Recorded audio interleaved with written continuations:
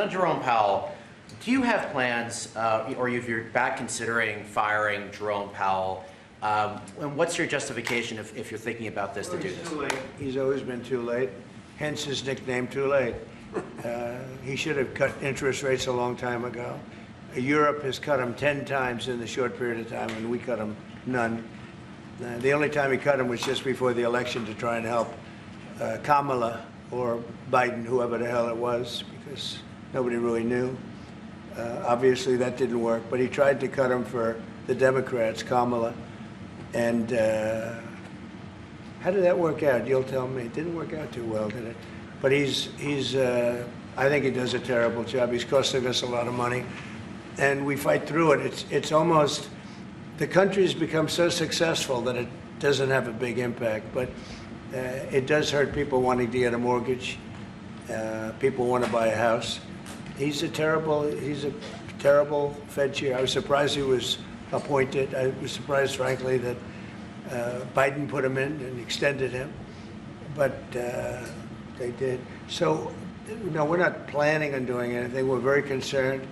He's doing a little renovation for $2.5 billion of the Fed, building a renovation, and they have a close to $900 million cost overrun, and it's a shame. But the biggest cost overrun is the cost overrun for interest rates, because we should be paying 3 points lower, and we would save $1 trillion a year in interest if that were the case. And all it is the stroke of a pen.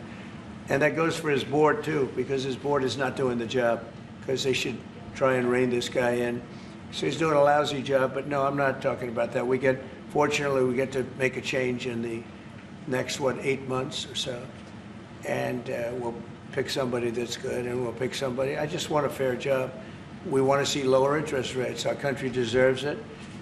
We're making a lot of money. We're doing great as a country. We have no inflation, record stock market, record business, record everything. Everything's a record now.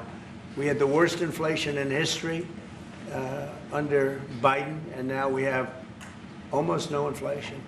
We've done a great job, and we should have the interest rates cut. So you're saying here today that Scott Bessent, you're so happy with him at Treasury that he's not your top option to replace Jerome Powell, whenever that may be, whenever you decide what you want to do with him. Scott's doing a very good job. I'm very happy with Scott. Is Kevin Hassett on the top of your list? Kevin's somebody would consider.